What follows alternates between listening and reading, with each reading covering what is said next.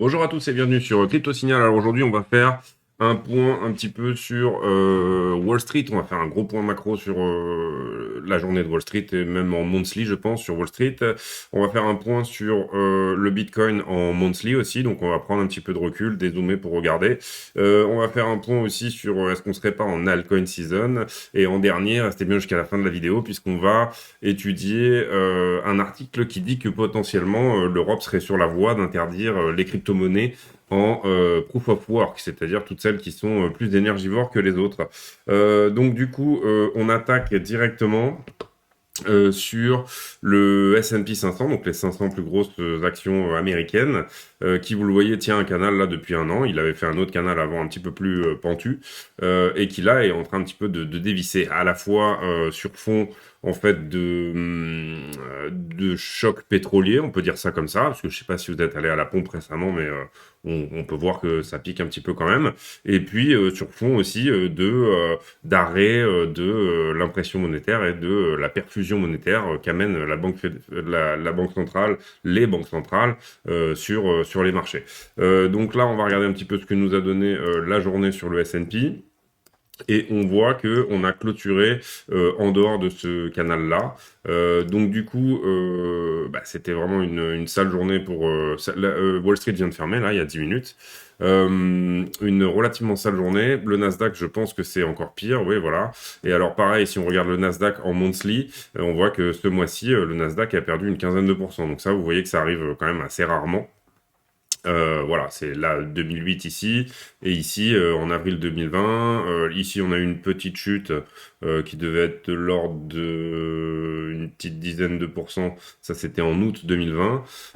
Voilà, donc jusqu'où est-ce que ça va retracer cette histoire? Est-ce que on est dans un moment où les marchés sont déjà en train de dévisser, ou alors est-ce qu'on est juste sur un FUD comment dire de crise politique possible.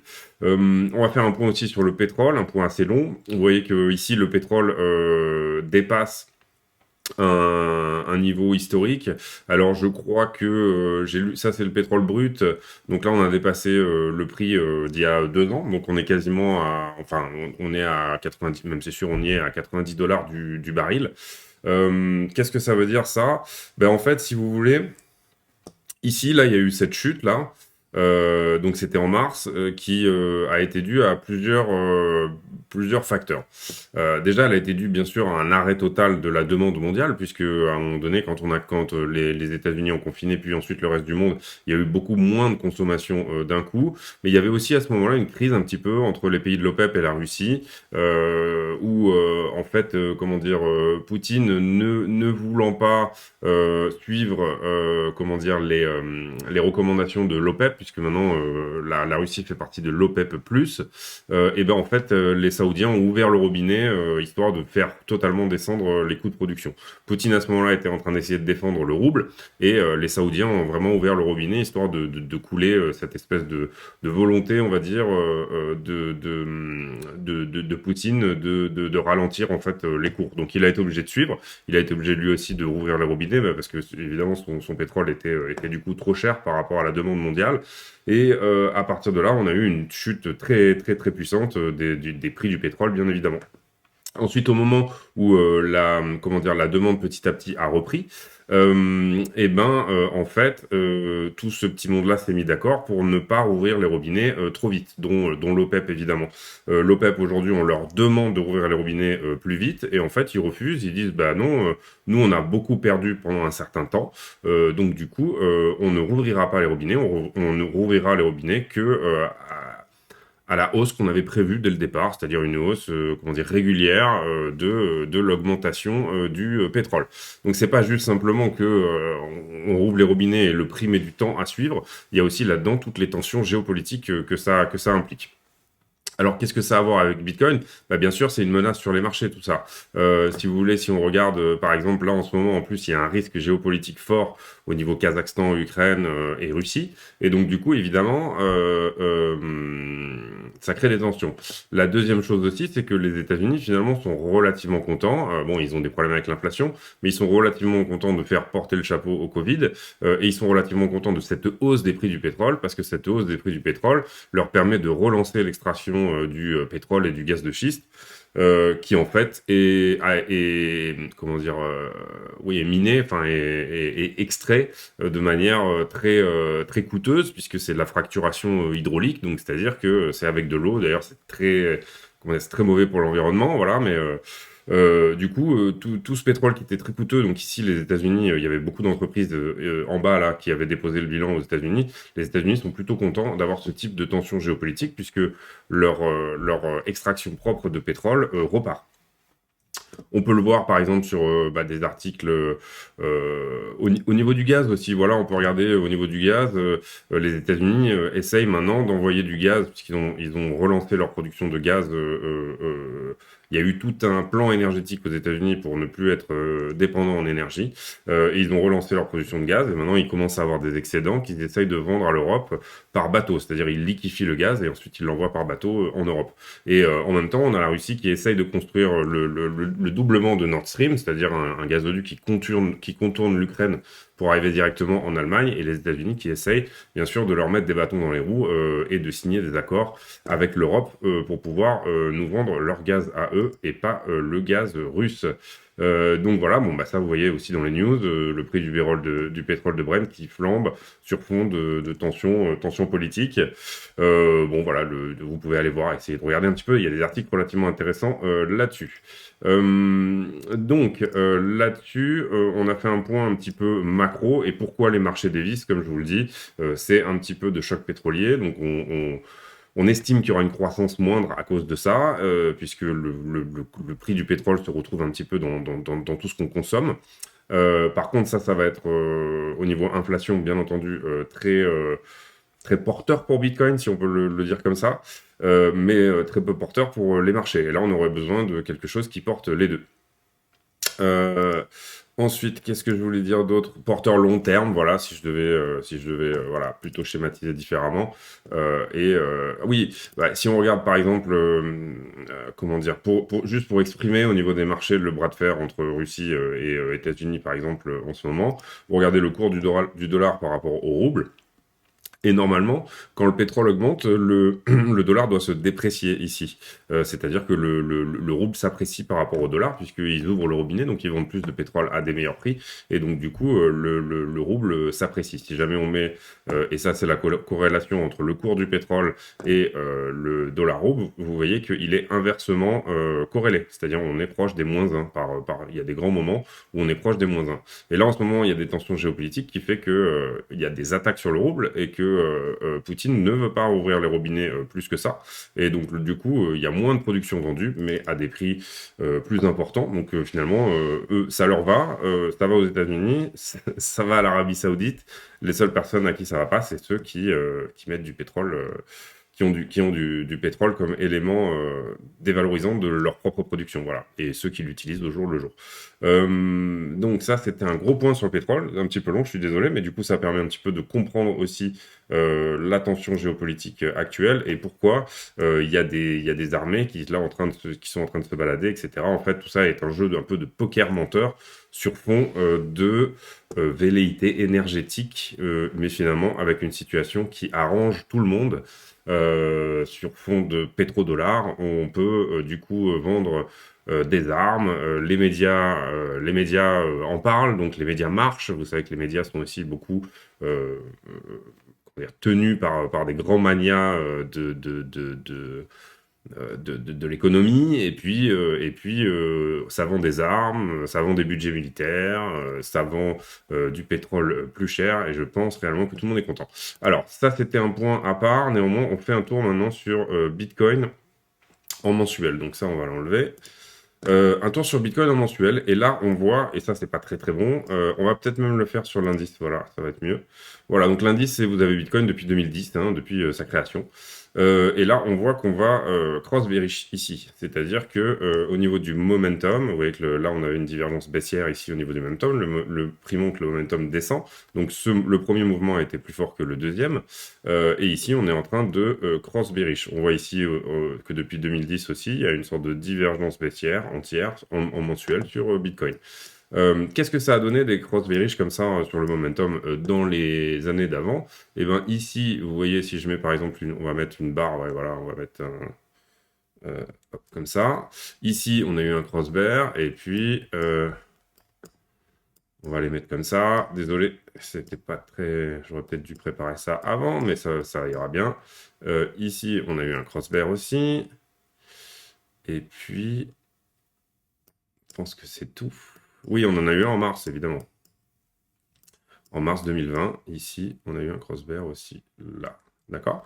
Alors, qu'est-ce que ça a donné? Ben, en général, vous voyez que c'est pas très bon. Ça donne des baisses plutôt importantes par la suite.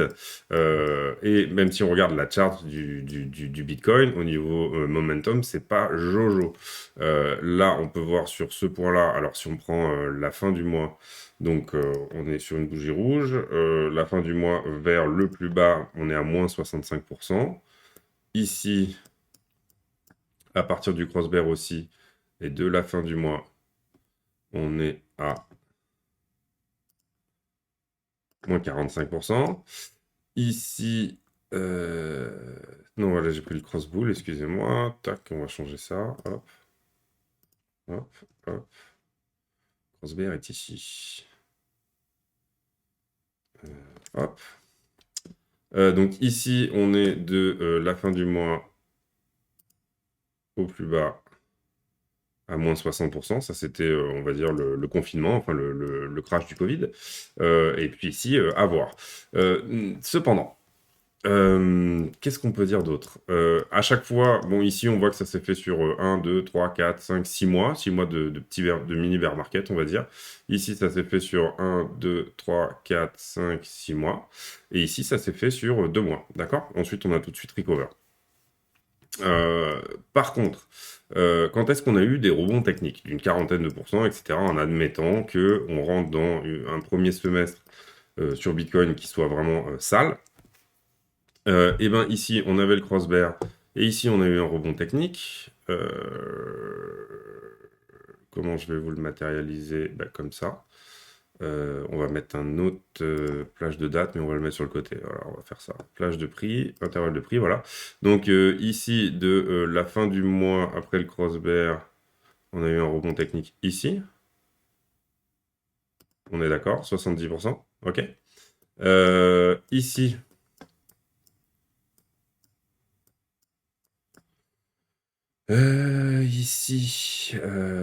pas de rebond technique.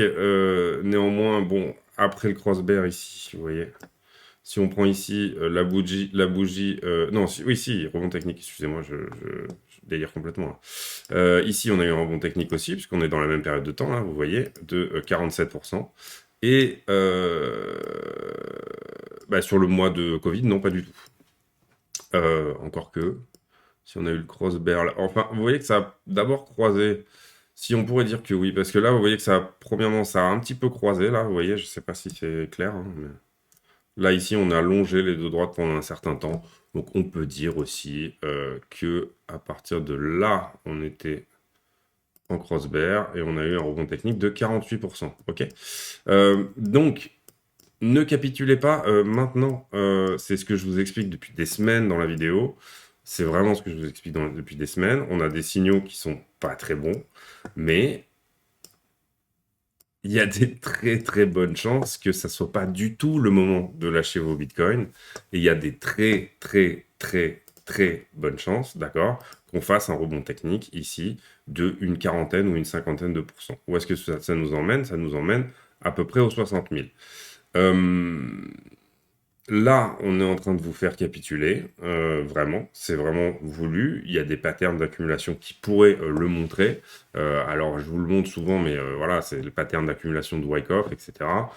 C'est des patterns qui vous disent que c'est le moment de vendre, c'est des FUD que vous entendez, c'est vraiment des choses où on vous dit que il faut vendre, et qui en général, assez souvent, prépare des rallyes haussiers. Et c'est la même chose sur les marchés financiers actuellement, hein, pour moi. Il va y avoir un petit catalyseur qui va permettre des points de sortie qui seront intéressants avant éventuellement une crise que personne ne viendra venir. La crise n'arrivera que quand personne ne la viendra venir. Dites-vous que le moment où réellement les marchés devront chuter, vous serez pas du tout au courant que ça va être le cas. Voilà. Alors donc là, pour moi, voilà, vous connaissez mon scénario. On est dans une pattern d'accumulation de Wyckoff. En fait, regardez les vidéos précédentes si vraiment toute cette partie-là vous intéresse. Il y en a probablement qui s'appelle accumulation ou voilà, ce genre de choses. Les wells accumulent, voilà, ce genre de choses, voilà. Voilà. Après, il est possible aussi que sur ce rebond, on rembarque du volume, on rembarque quelque chose de fort. Il est possible aussi qu'on descende, hein, excusez-moi, mais j'ai pas la science infuse, hein, voilà. C'est juste que techniquement, on a des bonnes chances de revenir dans cette zone-là, là, ici, avant de redescendre, d'accord? Techniquement, c'est quelque chose qui, en général, doit se faire, voilà. Et ça, jusque-là à là, ça va vous donner une alcohol season de folie. Pourquoi je dis ça? Parce que, regardez, si on regarde simplement ici l'alcohol season index, hier on est passé à 76, là, même 78 apparemment à un moment. Ici maintenant on est à 69, on est dans un moment où les alcools elles sont chaudes bouillantes pour partir. Voilà, enfin, je peux pas vous donner vraiment de conseils en investissement, vous savez que c'est pas le but de la chaîne, etc. Mais mon analyse à moi, personnelle, ma manière dont je vois les choses, c'est qu'on est dans une phase de capitulation de manière à préparer un énorme rebond technique. Voilà, c'est ma façon de voir les choses. On continue sur le carnet d'ordre. Carnet d'ordre où vous voyez que on a ici un énorme mur d'achat au niveau de 39, de 39 à 36. Donc des gens qui veulent acheter ici ou qui veulent bloquer le prix, ça on peut pas vraiment savoir. Ensuite, au niveau order flow, on a encore des longueurs et là ici qui rentrent, donc on n'a peut-être pas probablement trouvé tout de suite un bottom, ou en tout cas sinon ce sont des gens qui feront partie des 20% qui gagnent dans ce genre de configuration. C'est-à-dire que je vous montre aussi vite fait sur toutes les altes. Par contre, sur toutes les altes, on a un funding qui est négatif là ici. Vous voyez, quand on regarde toute la capitalisation, capitalisation totale du marché et le funding sur la totalité du marché, enfin les plus grosses monnaies, on va dire, les plus grosses altes, celles qui sont shortables d'ailleurs, parce qu'il n'y a pas des dérivés sur toutes les monnaies, et là on est en funding négatif depuis déjà un bon petit moment, c'est-à-dire depuis le 5 janvier. On continue sur les options. Les options, le 28 janvier, vous savez qu'on a un max paying price autour de 48. Pas vraiment de strike proche du prix, si ce n'est ces deux-là qui seraient potentiellement gagnants ici. Les deux verts que vous voyez là. Et puis, vu le niveau actuel du prix, en fait, toutes ces bougies vertes-là seraient en gain. On va regarder les options de vendredi, puisqu'on est mercredi, ça peut être intéressant. Donc ce vendredi, 11 000 bitcoins d'intérêt, donc c'est pas énorme, et un max paying price autour des 43 000 dollars. Sur les liquidations, sur ce que je vous disais tout à l'heure, par rapport aux 20% qui peuvent gagner, c'est un petit peu la loi de Pareto, c'est-à-dire que admettons que vous soyez en train de préparer une accumulation et une pattern d'accumulation. D'abord, avant de préparer ça, bien sûr, non seulement vous vous dites je vais acheter plus bas, mais en plus vous posez un short en x25, en x50, si vous savez, enfin, les baleines font aussi du levier, quoi. C'est ça que je veux dire. À un moment donné, il y aura aussi un petit groupe de gens là ici qui auront potentiellement gagné et qui, en posant leur longue en levier, auront gagné. Vous pouvez doubler la mise à ce moment-là. C'est-à-dire que si vous êtes une baleine et que vous savez que vous allez accumuler plusieurs milliards à l'instant T et que le bottom est entre tel point et tel point, bien entendu que vous allez poser en même temps un long en levier x25. Il n'y a rien qui interdit. À l'inverse aussi, vous pouvez très bien être en train d'accumuler ici et de poser un short en vous disant si on va aux 30 000, j'ai un short, je hedge ma position. Si jamais ça descend, j'aurai 25 fois plus que ma position. Admettons, si je fais, enfin, j'aurai pas 25 fois plus, mais si ça descend de 4%, j'aurais fait x2 sur mon capital que j'ai mis en levier. Donc du coup, vous hedgez votre position. Voilà, c'est des possibilités qui sont réellement, comment dire, envisageables. Voilà. Donc il y a des gens qui vont gagner à cet endroit-là, il y a aussi des gens qui vont gagner. Là, je regarde sur Kingfisher, on voit qu'on a un pic de liquidation ici, vous le voyez là, autour des 32 000. Donc un jour, tôt ou tard, on ira chercher ce pic-là. Ici, on voit qu'en gros pic, on a un gros pic à 37 500. Donc possibilité de faire une mèche aussi pour libérer un petit peu tout ça. Et là, au niveau proche du prix, on est plutôt proche ici de une potentielle retouche, puisque ça serait pas cher d'aller les chercher, potentielle retouche des 41 000 à court terme. Ici, là, on les voit pas bien, mais il y a aussi, bien sûr, des pics de liquidation à venir prendre ici en short, bien au-dessus, hein. Il y a des pics ici beaucoup plus importants. Hop, si je vous les ouvre... alors là, on est sur le contrat Binance, mais... hop, hop, hop, hop, hop, hop, hop. Bon, je passe là-dessus, ça ferait une vidéo trop longue, mais en tout cas, vous comprenez l'idée en termes de court terme. Ici, on voit que la baleine qu'on suit assez souvent a racheté un petit peu de BTC, à 41 000 et à 42 000 dollars, 249 BTC à 41 000 dollars et 42 centimes de dollars aussi. Donc voilà, au niveau des news, bon bah ça doit nous dire que les actions diminuent aujourd'hui, etc. Bah non, même pas trop en fait. Ça nous parle du deal entre Microsoft et Blizzard Activision. Voilà, rien de bien spécial. Peut-être qu'on va faire un refresh puisque la bourse a fermé. Là, il y a peut-être des. Oui, Nasdaq, voilà. La Nasdaq qui rentre dans un territoire de retracement. Voilà. Donc voilà, on va regarder sur MarketWatch rapidement. Qu'est-ce qu'il y a?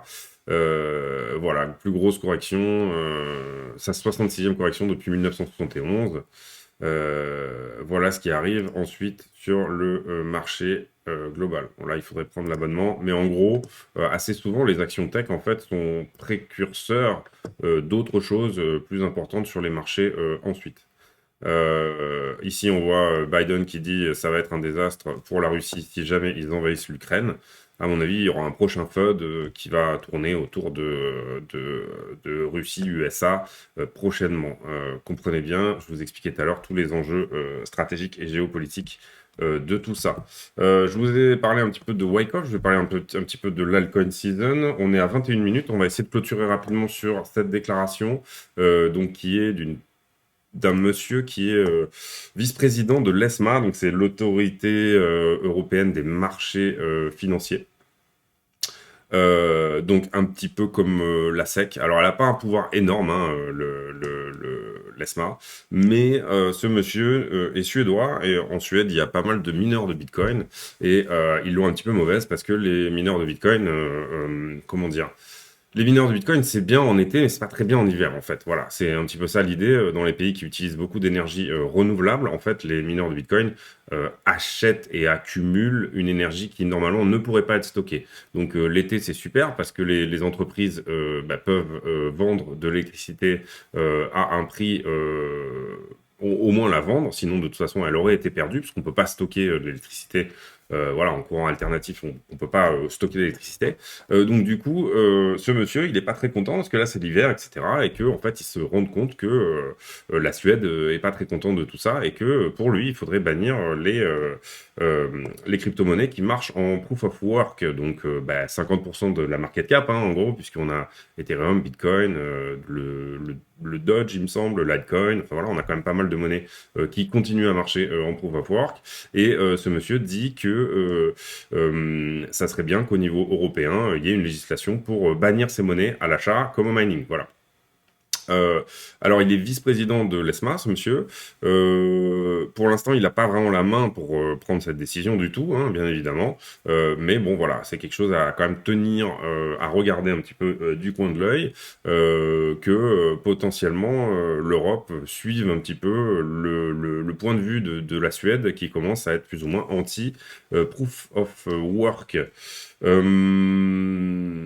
Voilà, je pense que c'est un peu ça pour le tour. Et par rapport à ça, je voudrais faire un point aussi sur vos clés Bitcoin. Voilà, vous savez, il y a deux raisons en fait de sortir vos Bitcoins des exchanges et de les mettre sur un MetaMask ou un Ledger ou enfin un cold wallet en tout cas. C'est que d'abord, il faut savoir que les exchanges, les exchanges, en fait, pratiquent le fractionnement. C'est-à-dire que si tout le monde retirait ses bitcoins en même temps des exchanges, il n'y aurait pas suffisamment de bitcoins pour rendre ces bitcoins à tout le monde. Un petit peu comme le font les banques avec l'argent, c'est exactement la même chose. Et donc, du coup, ça, c'est mal et il faut les empêcher de faire ça, enfin, en tout cas, en partie.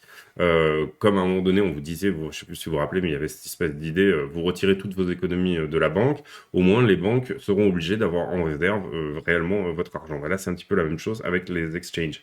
Sur vos bitcoins qui sont placés à long terme, je vous conseille réellement d'utiliser un MetaMask, un Ledger ou un Cold Wallet, quel qu'il soit. Si vous voulez pas dépenser d'argent, un MetaMask, ça va très bien. Ou il y a plein de wallets d'ailleurs, même parfois même natifs des tokens qui vous proposent du stacking, etc., qui sont très très bien pour stocker vos monnaies. Ça me paraît très important pour plusieurs raisons. D'abord, donc il y a cette histoire de fractionnement, c'est-à-dire que c'est vraiment important de garder vos clés. Si c'est pas vos clés, c'est pas vos bitcoins. Et la deuxième chose aussi, c'est que du jour au lendemain, votre État, alors nous on est dans des États plutôt démocratiques, c'est un processus qui prendra une voie démocratique s'il doit être fait, donc ça prendra un certain temps, ce sera un processus. Mais dans certains pays, il y a aussi comment dire, la menace d'une interdiction. Et donc du coup, c'est hyper important d'avoir vos bitcoins sur une clé USB ou sur un ordinateur, de manière à éventuellement pouvoir échapper à ce système-là et éventuellement aussi pouvoir à un moment donné passer dans un pays étranger ou quoi que ce soit pour ressortir vos bitcoins, etc., via un autre compte, via d'autres choses, via d'autres systèmes, via d'autres moyens, ou en tout cas les stocker et pouvoir y avoir accès. Si c'est pas vos bitcoins, ça n'est pas vos clés. Si c'est pas vos clés, c'est pas vos bitcoins. Si c'est pas vos clés, même sur Ether, c'est pas vos Ether.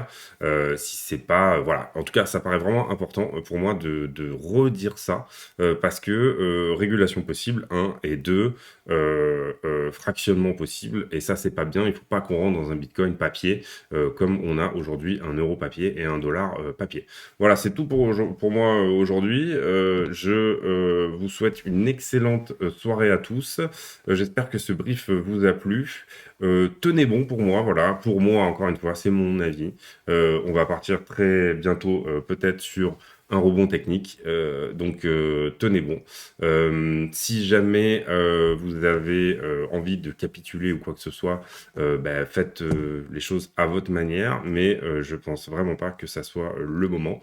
Je pense que réellement on est sur un gros FUD et un moment d'accumulation plutôt que de distribution à l'heure actuelle. C'est mon avis, ça vaut ce que ça vaut. Voilà, c'est tout pour moi aujourd'hui. Je vous souhaite une excellente soirée à tous. Merci d'avoir tenu 27 minutes.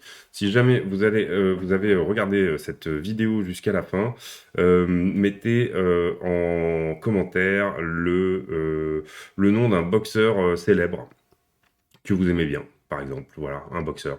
Alors, si vous connaissez pas de boxeur, mettez un patineur artistique, genre Brian Joubert, si vous voulez. Donc, boxeur ou patineur artistique, c'est vous qui choisissez. Merci de m'avoir suivi encore une fois et merci d'avoir suivi cette vidéo jusqu'à la fin. Bravo à vous et je vous souhaite une excellente soirée. Salut!